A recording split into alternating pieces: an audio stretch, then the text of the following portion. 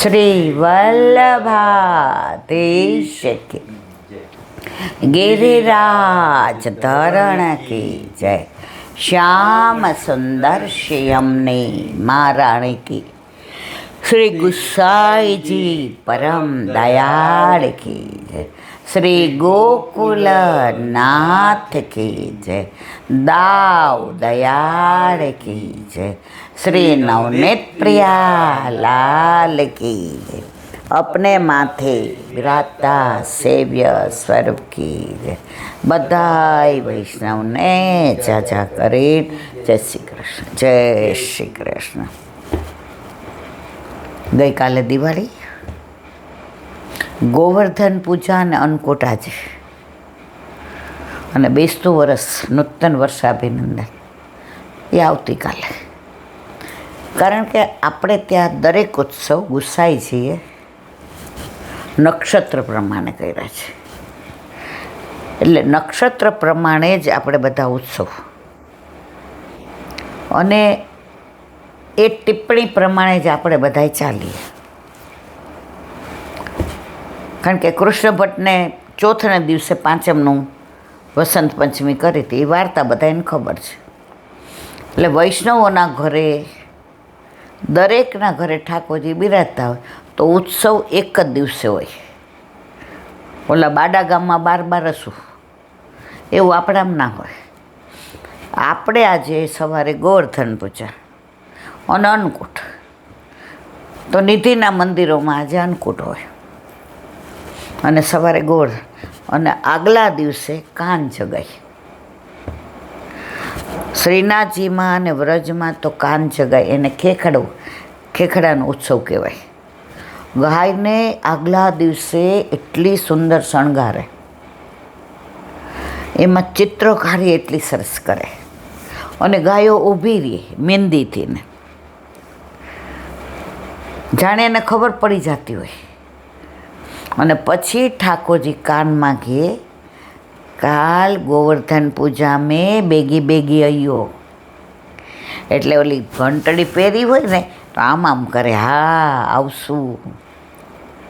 તો જ્યાં જ્યાં નિધિના મંદિરોમાં આગલા દિવસે કાન ગજાઈ થાય ને, ખેખડાની એટલે ગાયોને ખીલાવવામાં આવે. કાન તેરી કોન ગૈયા ખેલી, कारी घूमर सबसे पहली मेरी घूमर खेली. આ બધા કીર્તનો અષ્ટસખાના, જે લીલાના દર્શન કર્યા એ લીલાનું વર્ણન કર્યું. પોતાના મનમાં આવ્યું ને વર્ણન કર્યું એવું નથી. જે લીલાના દર્શન કરે એ જ લીલા ગાય. સરસ લીલા, ગોવર્ધન યાગ. સવારે પછી ગોવર્ધન પૂજા હોય. બળે ને કો આગે લે. ઠાકોરજીએ બધા સાંસારિક રીતે તો અન્નકૂટ હોય એ દિવસે સવારે ગોવર્ધન પૂજા થાય. બળે ને કો આગે લે મોહન, વડીલોને આગળ લઈને. તો ઠાકોરજી 11 વર્ષને 52 દિવસ વ્રજમાં બિરાજ્યા. બધી લીલા, કુટુંબને કેવી રીતે રાખવું, વડીલોને કેમ રાખવા, ગામમાં કેમ રહેવું, સગાવાલારે કેમ રાખવું, ગાયોને કેમ રાખવી, બછડાને કેમ રાખવા, કેમ ચરાવવો જવું, કેમ બધી લીલા અદ્ભુત કરી છે. અહીંયા કીર્તન આવ્યું, બળે ન કો આગે દે મોહન. પ્રભુ તો ભગવાન હતા, ધારત તો પોતે આગળ રહેતા. તો સવારે બધાય ગોવર્ધન આવ્યા, ગોવર્ધન પૂજા કરી. બધાએ કીધું, લાલા શીખવાડ અમારે કેવી રીતે પૂજા કરવી.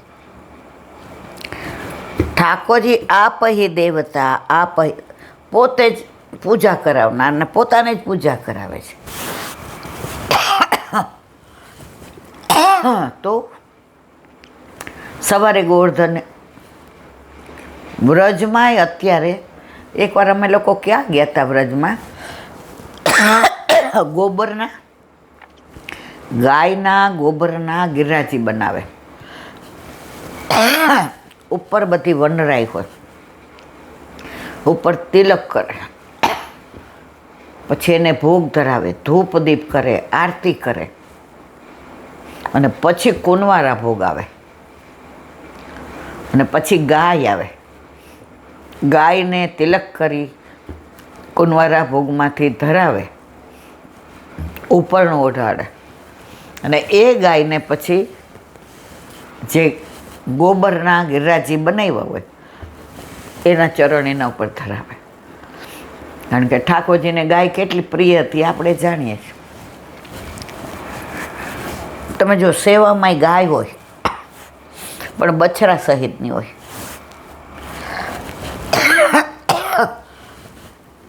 ગાય કોઈ દિવસ બછડા વિનાની ના હોય. અને પછી જે કીર્તનિયા હોય એને થાપા મારે કંકુના, અને એને ઓલો ટોડા બાંધે, ટોના, અને પછી કીર્તનની રમઝટ થાય. અને પછી બપોરે 2 વાગ્યા પછી જેને જેવો સમય અનુકૂળ હોય એ પ્રમાણે અન્નકૂટ ભોગ આવે, અન્નકૂટના કીર્તન થાય, આરતી આવે, પછી માનભંગના, ઇન્દ્ર માનભંગના, કારણ કે ઇન્દ્રના માનનો ભંગ કર્યો ને. જય જય લાલ ગોવર્ધન ધારી, અને પછી અનુસર થાય. તો પુષ્ટિ માર્ગમાં દરેક ઉત્સવની વિશિષ્ટતા છે. તમે જુઓ ભાગવતમાં અન્નકૂટનું વર્ણન છે, તો આપણે તો ઓથેન્ટિક કરીએ છીએ. હવે તો બધા જ રાજ અન્નકૂટ કરાતે, પણ એની રીત આ છે, એમને ભોગ ધરાવી દઈએ, એને ભાગવત પ્રમાણે અન્નકૂટ ના કહેવાય. તો આપણે આજે ગોવર્ધન પૂજા સવારે, બપોરે અન્નકૂટ, અને ગુરુ ઘરની સખડી, જો 4 કહેવાય. એક પ્રબોધિનીજી મિશ્રી, નંદ ઉત્સવનું ગોરસ, અન્નકૂટની સખડી પ્રસાદ, હજી 4થું રહ્યું, હા, ડોલનો રંગ. જો ગુરુ ગામમાં રહેતા હોય તો અવશ્ય પ્રયત્ન કરવો કે આપણને મળે. બાકી આપણા ઘરે આપણા માથે આપણા ઠાકોરજી બિરાજતા હોય, આપણે યથાશક્તિ જો મંદિરમાં બધી રીત જે આપણે નહીં કરી શકીએ, પણ આપણા ઘરે પ્રીત જેટલું બને, થાકી જઈએ પછી બેસી જઈએ, હવે નથી થતું એટલી હદ સુધી નહીં, તમે આનંદથી કરી શકો. તમારો દેહ જ્યાં સુધી આનંદ અનુભવે એટલું કરો. થાકી જશો ને પછી ક્રિયા થઈ જશે, અને હોશથી કરશો ને ત્યાં સુધી તમારો ભાવ હશે એટલે પ્રભુનો આનંદ આવશે કે મારી માં મારા માટે કરે છે. હવે 30 વર્ષ પહેલાં આપણે પોસ્ટ કરાવ્યા, નાના હોઈએ તો એકલા બધું કરતા તોય આમ થાકોને કંઈ ખબર જ નહોતી પડતી. મંદિરમાં કોક મને એમ કહે ને કે મારા પગે તકલીફ થઈ ગઈ, તો એના મોઢા સામું જોતી હતી કે એવું શું થાય કે હાલી ન હો, કાંઈ મારો હાથ પકડવો પડે, પગથિયું ઉતરવું હોય તો બૂમ પાડે, એ લા અહીંયા આવ, આમ બરાબર મોઢા સામું જોઈએ. પછી હું એને ગાડીમાં બેસાડ પૂછ્યું શું થાય છે, ત્યારે એમ કે બેટા એ તું નાની છો ને તને ન ખબર પડે. હવે ખબર પડી કે એમને કેટલી તકલીફ થતી હશે. માથું દુખે તોય આમ પૂછું કે શું થાય, કારણ કે ઠાકોરજીની કૃપાથી આ છેલ્લે હમણાં ગયા વર્ષે સાલમાં દાખલ ત્યારે ખબર પડી કે આ દવાખાનું. ત્યાં સુધી ન માથું દુખ્યું કે ન તાવ આવ્યો કે ન તર્યો કે ન પગ. હવે ઉંમર કાતા કાજા. તો ઠાકોરજી કહે છે તારાથી થાય એટલું કર. હવે અત્યારે માનો કે છોકરાઓ નાના, પ્રભુ કરાવે એટલું થાય. જો એક બેન ફીકું ને એ ધરતા હતા, હવે એને એટલું મન થયું કે હું આ ધરું. ગુરુ આજ્ઞા લીધી કે ઉત્સવે ધરજો. તો મને કે આજ તો ઈલાબેન સખડી ને દાળ ને મેથીના ગોટા ને પૂરી ને દૂધ પાક આખો થાળ થઈ ગયો. અને પ્રભુને કે એટલા પગ દુખતા હતા તો એટલા સરસ શિંગાર કર્યા બેસીને. દર્પણ બતાવ્યું ને તો મારી નજર પડવાની મને બીક લાગી. આટલા વખતથી કરતા હતા પણ આવો ભાવ નહોતો આવતો. અને પછી પ્રભુને ભોગ ધરાવ્યો. મારું હૈયું હરખાતું હતું કે પ્રભુ સાક્ષાત છે એની પ્રતીતિ કરાવી. રસોયાણી છે, બ્રાહ્મણ છે, બધુંય બરાબર, પણ મારા પ્રભુને ધરવું હતું. તો વહેલા ઉઠી માથા બોલનાઈને મેં મારા ઠાકોરજી માટે કર્યું કે હવે જેને જે કરવું હોય કરે. તો 70-75 વર્ષે આ ત્રેવડ પગમાં ને હાથમાં ક્યાંથી આવી? એણે કૃપા કરી. પણ તમે મનોરથ કર્યો કે આટલા વર્ષથી પ્રભુ બિરાજે છે, પણ આવો ઉમળકો કોઈ દી નથી આવ્યો. અને ફોન આવ્યો તો એના મનમાં જે આનંદ હતો, બસ આ જ ભક્તિ, આ જ ભાવ.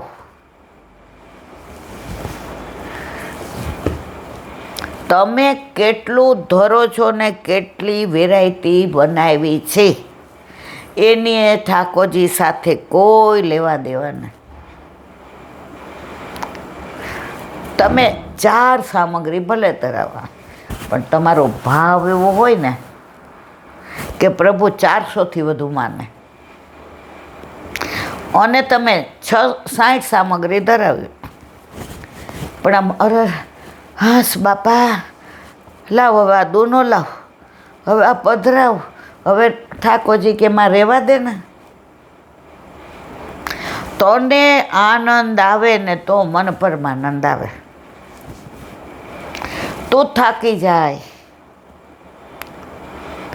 અરે મને દામોદરમાં બાંધતા હતા ને માં થાકી ગઈ ને, લાકડી નાખી દીધી, સાધન છોડ્યું એટલે હું બંધાઈ ગયો. તારી તબિયત સારી હતી અને તું નાની હતી. ખૂબ દોડી, માં દોડ્યા ને લાકડી લઈને. હવે ભારે શરીરને થાકી ગયા, બેસી ગયા, લે હવે નહીં બંધાય. પ્રભુ આવ્યો, લે બાંધી દે. સાધન છોડી દીધું. તો કાંઈ વાંધો નહીં, હવે તારી ઉંમર થઈ, તબિયત નહીં બરાબર, હવે તું આટલું કરીશ ને તો આટલું માને. રાય જેટલી સેવા કો પ્રભુ પર્વત જેટલી માને. અને પર્વત જેટલા દોષ ને ઠાકોરજી રાય જેટલા. આવો પ્રભુ ક્યાંય ન હોય મારવાલા. આ વર્ષે ઘણા બધા ઠાકોરજી પુષ્ટ કરાવ્યા. બધાના ફોન આવે, શ્રીંગાર સહિત હીલાબેન શ્રીંગારવાળા. અને જે એનો હરખ હોય ને, એ કે અત્યાર સુધી રમતા ઠાકોરજી હતા ને દર્શન્યા, તો આવો ભાવ નહોતો આવતો.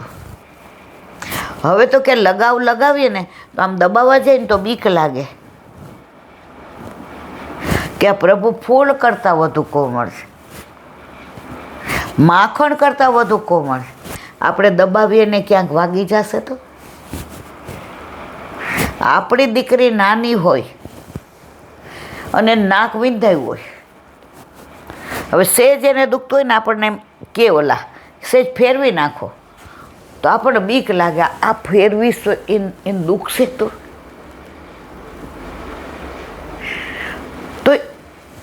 એ દીકરી જીવંત છે એટલે એવો ભાવ આવે. ઢીંગલીમાં ન આવે. ઢીંગલી પોતિયા રમતા હતા ત્યારે ઓમ સોયદારાથીને કરી દેતા હતા. આ દીકરી જીવન છે. તો આ જીવંત આપણને બધાને બનાવવાવાળો કેવો છે? એ સાક્ષાત છે. તો એવો ભાવ આવે છે. એ કહેલા બેન આમ લગાવ સેજ વધુ આવી જાય ને તો બીક લાગે